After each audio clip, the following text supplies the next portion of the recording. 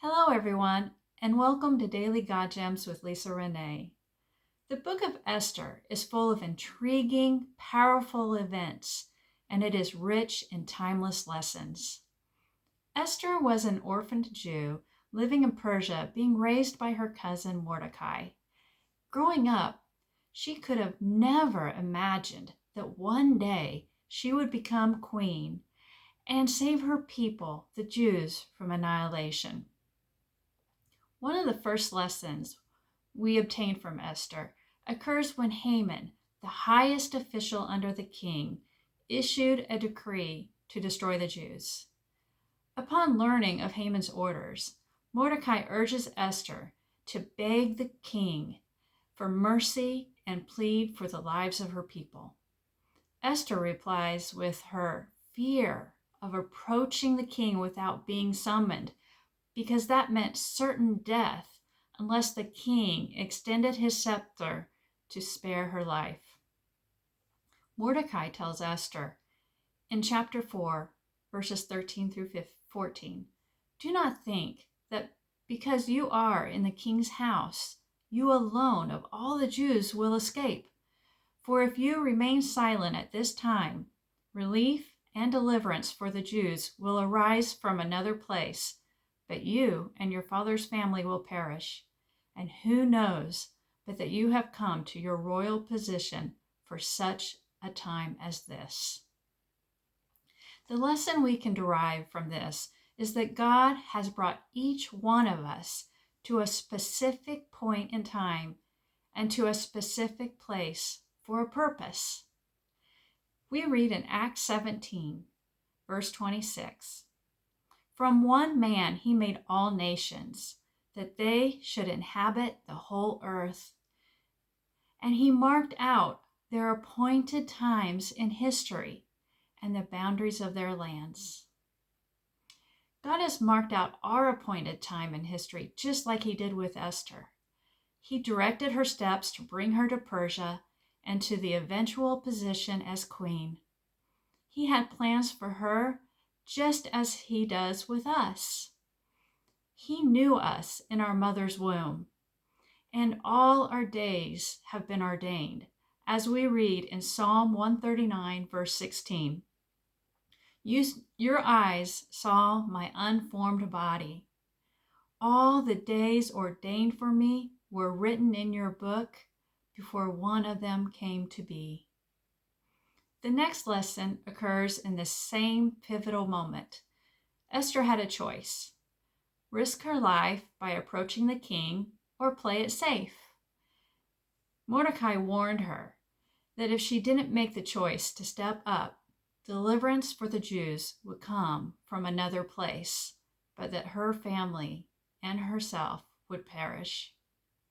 Just like Esther, even though all our days are predestined, we still have free will as to what choices we make throughout the days of our life on this earth.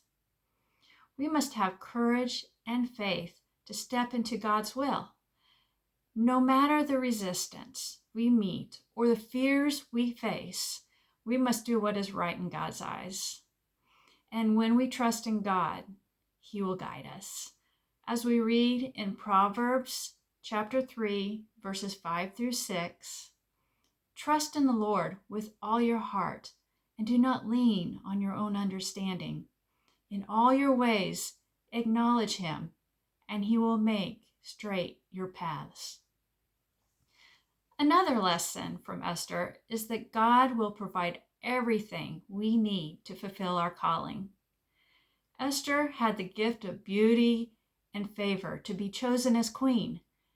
And in the face of persecution, God gave her the courage and the words that she needed to approach the king with her request.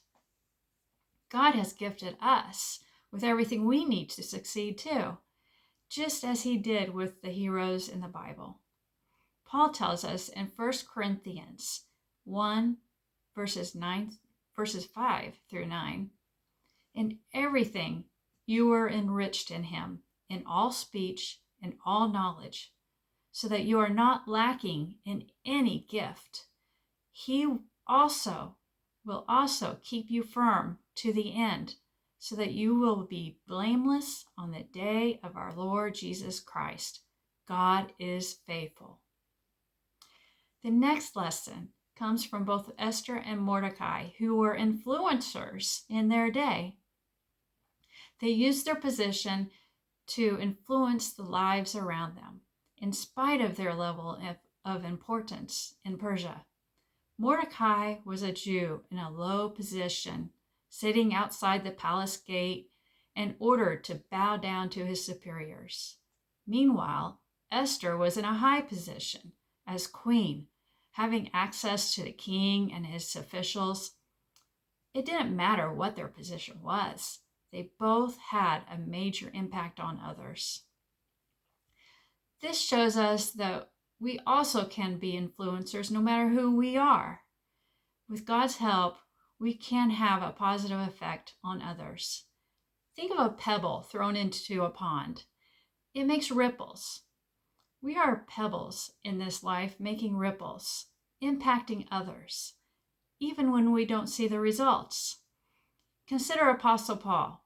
Could he have ever guessed what he wrote while in prison would go out into the world and reach billions of people over hundreds of generations? One act, no matter how big or small, has the potential to have a great impact. God will direct your ripples to where they need to go. It may not affect someone until 2 or 3 degrees away from the initial person whom you made the impression, but your ripple will reach its destination. The final lesson comes from the adversity which Esther and Mordecai faced. With the looming annihilation facing their people, Esther and Mordecai had to step out in faith. They had to draw strength from God to take the risks necessary to save the Jews. This adversity caused Mordecai to be courageous, and it caused Esther to step out from hiding her Jewish heritage and step out from being fearful. They both became spiritual giants and fulfilled their calling. What we can draw from this is that our experiences, our hardships, our personal lessons have made us who we are today. Through our winding path in life, we have become more courageous, sympathetic, understanding, wiser, confident, resilient, and spiritually stronger, along with a firmer faith. God allows these experiences to cause us to become who He created us to be. Apostle Paul knew what it was like to face adversity, and he was thankful for it because he knew God's strength would work through him, as he shares in 2 Corinthians chapter 12, verse 10. I delight in weakness, in insults, in hardships, in persecutions, in difficulties, for when I am weak, then I am strong. There is so much more we can learn from the Book of Esther, but let us take a few lessons we explore today and look at our lives. God has indeed placed us here for such a time as this. He has predestined a purpose for each of us. He has given us everything we need to succeed, and He has allowed experiences to develop us.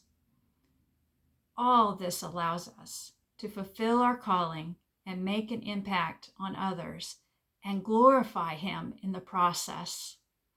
So be a pebble, make ripples, and ask God to direct your daily ripples to where they need to go. And remember, you have been placed here for such a time as this. God bless you and have a wonderful day.